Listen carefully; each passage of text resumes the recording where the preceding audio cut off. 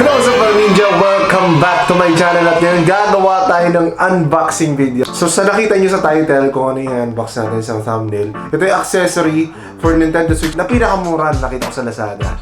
So without further ado, let's go!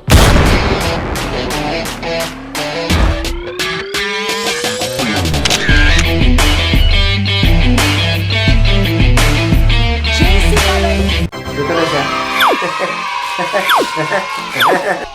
At galing siya sa Lazada. Papakita ko, lalabas yan dito. Yan ay case, tempered glass, protector ng analog yata yan. Tapos yung case, basta buksan na lang natin. Marami siyang kasama. Ano ba to? Bakit plies ang ginamit natin dito? Hindi, kailangan ko naman knife. Yan. Kailangan ko naman knife. Sabi, local to, local made. Hindi, local distributor. Pero parang galing ibang bansa yung parang. Pag mga ganito galing ibang bansa, o mga incheck. Kasi, at saka matagal din siya dumating. Almost 1 week bago siya dumating. O, ito lang. Okay, nakita nyo? Yeah. Ito yung case para sa aking Nintendo Switch na, ayan o. Kita nyo ba? Kita nyo ba? Ayan. Naka-dock mode na may lalabas natin yan. Then, naka-plastic siya. Ito yung pinakamurang nakita ko sa Lazada. Kasi naghanap ako ng case. Then, may parang naligaw ako. Nakakita ako ng mga parang bundle na mayroon siyang, oh, maganda yung case. Gusto ko yung case. Gusto ko yung case. Pero, I think nakalagay sa loob yung iba pa niyang kasamang items. So, tingnan natin.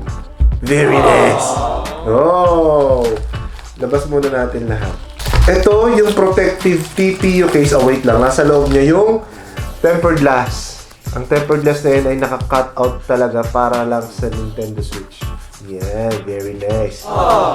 Kita niyo ba? Nakikita niyo rin ako eh. Ayan. Nakalagay siya dito at pili ko solid tong case na to kasi naprotektahan niya yung tempered glass eh, di ba? So, nice job. Lagay muna natin dyan. And ito yung case na plastic case, TPU case for Nintendo Switch. Alam naman natin na although durable ang Nintendo Switch, pero importante pa rin na kasi nga handheld gaming device siya, console. Pero pwede rin dock. Pero kailangan pa rin natin siyang protektahan. So, bumili ako nito. Try natin ikabit yan mamaya. Hiwa-hiwalay pala siya. Yan. Ito yung para sa Joy-Con. Very nice. Then, ito yung kasama niya sa lahat ng tempered glass eh. Ito.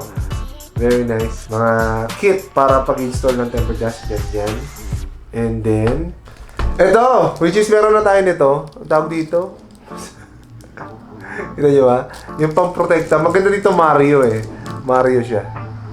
Diba? Mario. Then yung isa. Yung kabote. Very nice. Gusto ko yan. Very nice yan. And then, ito pa, bukod dun sa TPU case na yun, meron pa siyang ganito, silicone case na pang Joy-Con. May grip siya. Tingnan natin. Pero baka mahiwak. Baka mahiwak ko yung mismo. Ayun. Silicone case. Okay. Oo nga, meron siyang parang grip. Ayan o. Meron siyang grip. Naka-emboss siya ng konti. Ayan, very nice. Yan.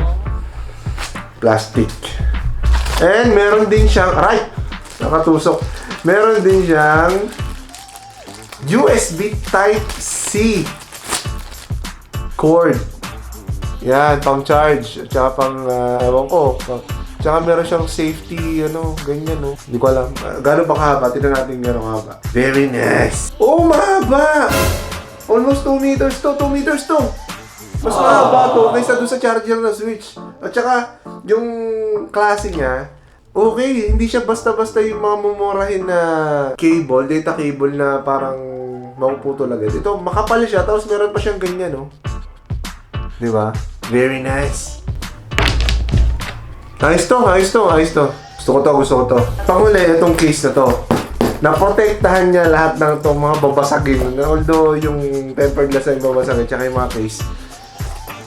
Good job! Tignan nyo, meron siyang ganyan. May lagayan din siya ng mga games. Ayan. Tingnan natin kung kasya yung Nintendo Switch. So, ito yung Switch natin. Very nice. Then, nalagay natin siya dito, for example. Paano ba ito? Paano ba ito nalalagay? Ganyan. Oh! Very nice. Diba? Astig! Then, dito yung mga games. Kita niyo ba? Dito pwedeng may ilagay yung mga games. And dito yung charger siguro, tapos yung cordon.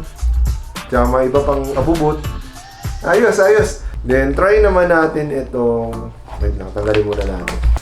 So, meron tayong ilang items. Meron tayong hard case, 1. Meron tayong silicone case for Joy-Con, 2. Meron tayong tempered glass, 3. Meron tayong protective chuchu, 4. Para sa analog, 4. Meron tayong TPU case, plastic case, 5. 1, 2, 3, 4, 5. And USB cable, 6. This is only for 590 pesos. 590 pesos. Lahat to. Lahat. Naghanap kasi ako ng tempered glass kasi nga doon sa dock niya medyo magagasgas yung screen. So ito yung pinaka-importante para sa akin. Pero ngayon nakita ko, sabi ko sa inyo kanina, nakita ko to, bundle siya kasama nitong case, lahat yan.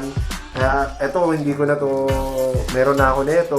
Yes, ito hindi ko naman din siguro mailalagay na kapag nilagay ko yun. Pero yung bundle niya sobrang sulit. Ililink ko down below kung sino man yung seller nito sa Lazada at good job, malaking discount. Malaking discount to doon sa mga bago pa lang na may Nintendo Switch kagaya ko. Very nice. Complete package na. May nakita akong ganito sa Data Blitz which is 590. Check ko lang kung magkano talaga siya. Wait lang. Sorry mga ninja, 579 lang pala to, mga ninja.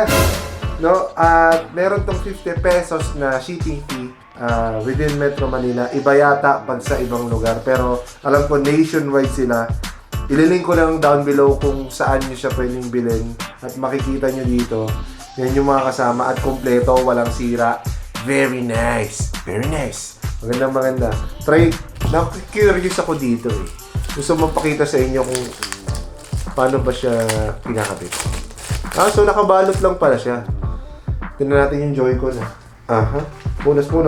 Yan, Joy-Con. Okay, bali. Yung isa dapat.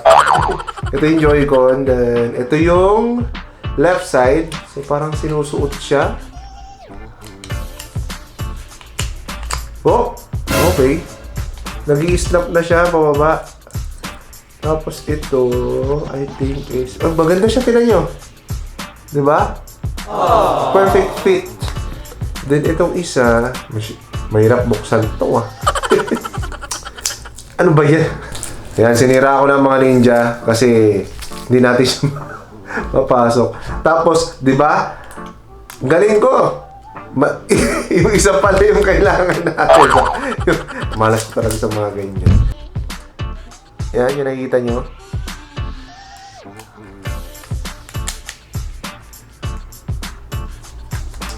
Yan, parang mag-i-snap in lang siya. Yan. Yan, okay na. Kita niyo yan? Very nice. Very nice. Astig, di ba? Medyo lumaki lang siya ng konti. Pero konti lang, di ba? Protected naman yung device nyo. Okay to. Lagay pa natin yung isa. Ganda. Hindi ko na sana maganda siya. Aha.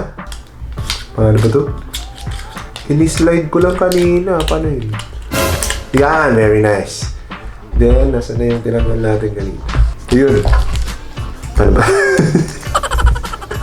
Ito. Yan. Snap in lang. Snap in, no? Okay na siya. Then, makikita nyo? Amazing. Amazing. Saktong-sakto. Saktong-sakto. Then, pag kinabit natin dito, diba? Nakabit ko siya ng baliktad. Yan. Whoops. Very nice. Pero meron pa to eh. Meron pa to. So, ikakabit din natin to. Hindi naman siya magiging sagabal. So, hiwalay. Naman ito.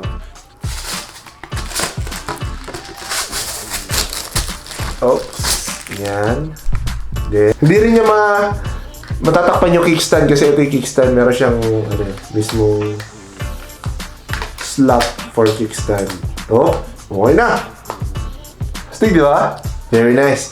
Wala siya sa harap kasi tempered glass na yung magpoprotekta sa harap eh, which is ito. Ikakabit ko rin yan. Then, oh! Very nice! Nakita nyo? Astig, di ba? Case. Very nice. Ayos ba? So yun mga ninja, sana na gustuhan nyo yung aking unboxing nitong mga accessories na sobrang mura, only 579 pesos. At mukhang mag-enjoy ako gamitin itong mga to. Maraming salamat sa panonood at salamat din dun sa bilhin ako nito.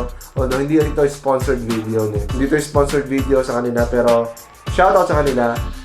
Nalagay ko na lang yung link na Lazada sa description box down below. Maraming salamat. And don't forget to subscribe to my channel YouTube JC Kaloy. Julia Churchill Alpalimos Karianki, Instagram JC Kaloy, Facebook JC Kaloy Vlogs. Marami pang mga susunod na videos, unboxing, gameplay. Sa mga gusto pala ng gameplay, i-comment nyo lang down below kung ano yung mga gusto nyo makita. At abangan nyo ang series natin itong susunod na linggo. Ang ano pa rin, NBA 2K20. Maraming salamat sa mga tumatakilik. At happy 20k subscribers. Very nice. So see you in the next one, mga ninja. Peace!